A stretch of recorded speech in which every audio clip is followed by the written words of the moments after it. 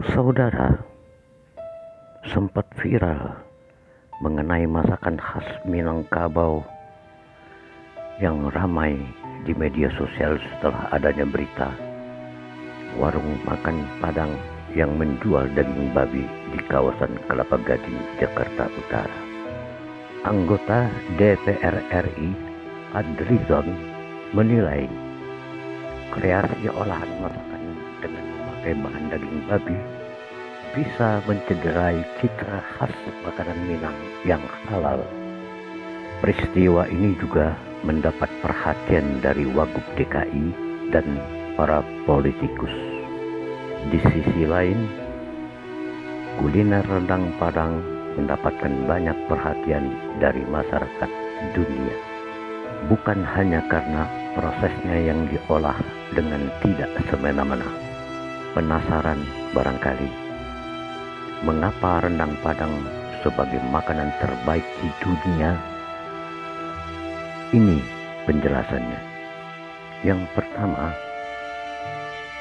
rendang Padang punya rasa yang kaya. Ketika sesuap nasi hangat pertama bersama seiris rendang daging, rasa berpendar di dalam mulut. Ada sedikit manis, asin, rasa berbagai rempah, dan samar-samar rasa pedas. Kekayaan rasa rendang menjadi berkesan bagi orang yang baru pertama kali memakannya. Ini juga yang membuat rendang Padang jadi makanan terenak di dunia, bersanding dengan masalah dosa dari India.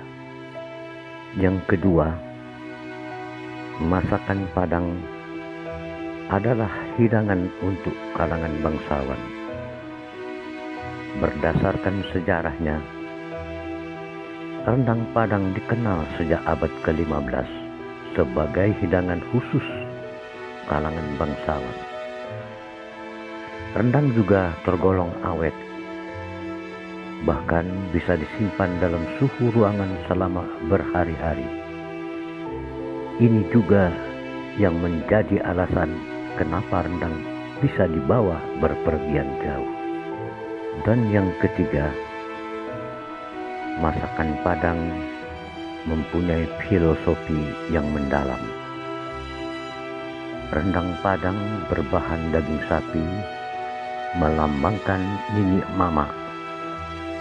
Ini punya filosofi yang mana menggambarkan pimpinan suku. Santan kelapa melambangkan jadi pandai atau kaum intelektual. Sedangkan cabai melambangkan kaum ulama.